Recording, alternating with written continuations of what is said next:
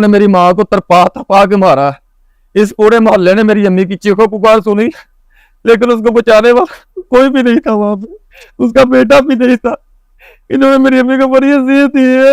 अगर ये उसे पसंद करती थी ये भाग जाती, मुझे छोड़ के चली जाती, लेकिन मेरी अम्मी को ना कत्ल करती। अस्सलाम वालेकुम जी, मैं हूँ मारिया अली। आप देख रहे हैं मेरा चैनल। मेरे सिर्फ तुम्हारे बहनोई और तुम्हारे भाई के साथ नाजायज़ ताल्लुकात थे। मुझे तलाक दे देते, मुझे आज़ाद कर देते तो आज तुम्हारी माँ जिंदा होती। आप देखें कि जी किस तरह से नशे की गोलियां दी जाती थी। नशे की गोलियां भी बेटा इस दरिंदा सिर्फ औरत के कहने पे आके अपनी माँ को दिया करता था ताकि ये लोग गलीज हरकतें कर सके। सास को कत्ल करने वाली अनीला ने एतराफ़े जुर्म कर लिया है। एक ऐनक ने ये सारा का सारा जो है कत्ल पकड़वा दिया। कातिल जो है वो गिरफ्त में आ चुके हैं। अनीला के पेट में किसका बच्चा है? किस तरह से वो अपने बहनोई के साथ जो है ताल्लुकात इस्तवार करवाता था, जो कि इसका देवर है।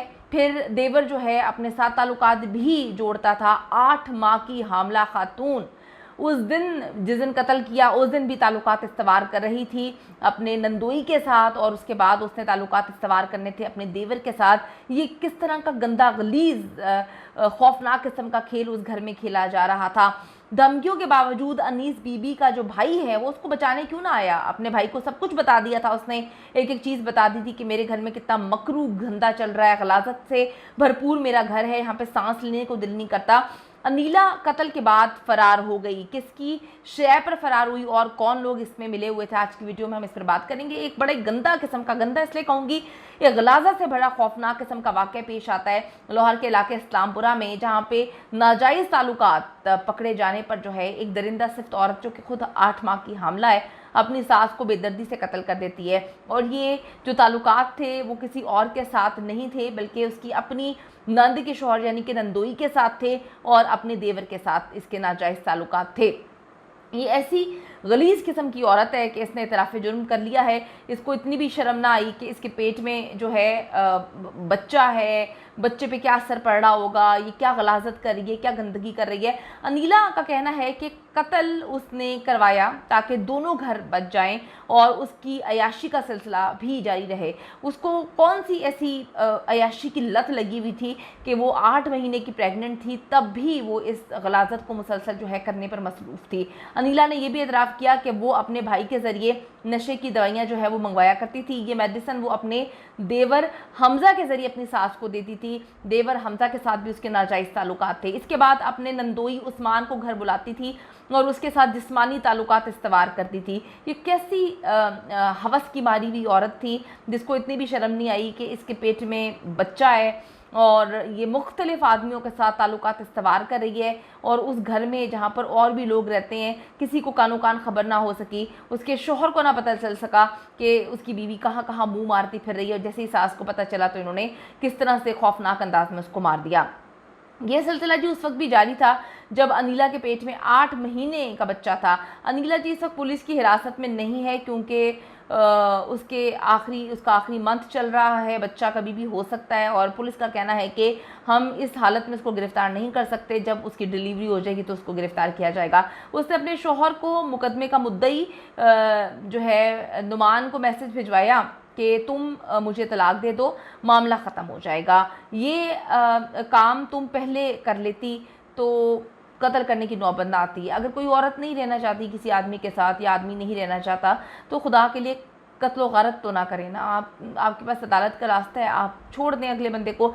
जब नुमान की माँ को कत्ल कर दिया अब इसको तलाक याद आ रही है कि मुझे तलाक दे दो। एक लड़की अपनी फुप्पो, सगी फुप्पो के घर, इसकी सगी फुप्पो थी, उसके घर बहू बनकर आती है और फिर अपने देवर और अपने नंदोई के साथ मिलकर अपनी ही सास को बेरहमी से कत्ल कर देती है। और उस सास का कसूर सिर्फ ये था कि जो गलाजत से भरपूर मकरू धंधा इन्होंने घर में शुरू किया हुआ था, गलाजत से भरपूर रिश्तों की पामाली और एक जिस्म का खेल इन्होंने शुरू किया हुआ था, दरिंदगी शुरू की हुई थी, उस औरत ने वो देख ली थी।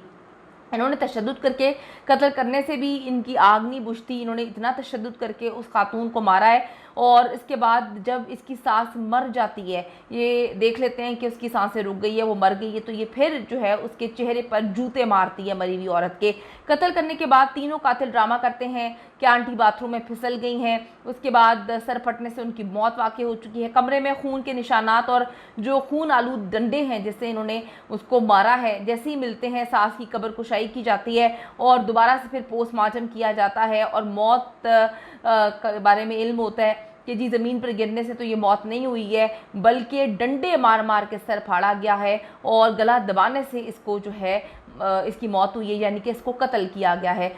आप सब सोचें कि जब कब्र कुशाई के बारे में बात की जा रही थी, इनका बेटा कहता है कि सब मना कर रहे थे कि अब तो बड़े दिन हो गए, तुम्हारी माँ की हालत अंदर अच्छी नहीं होगी, लाश जो है वो गल सड़ गई होगी, लेकिन कहता है कि जब हमने कब्र कुशाई की तो उसकी लाश बिल्कुल वैसी थी जैसे हमने दफनाई थी। कुछ खूनी मनाजिर साथ वाली जो पड़ोसन है उसने भी देखे हैं, वो वहाँ पे मौजूद थी। हमसाई ने जो है कुछ चीज़ें बताई हैं, सीसीटीवी में भी काफ़ी चीज़ें जो है निकल के सामने आई हैं। सुतेला बेटा हमज़ा जो है उसने अनीला और उस्मान की एक रिकॉर्डिंग भी पुलिस के हवाले की है, जिसमें वो अनीस बीबी के कत्ल की प्लानिंग कर रहे हैं।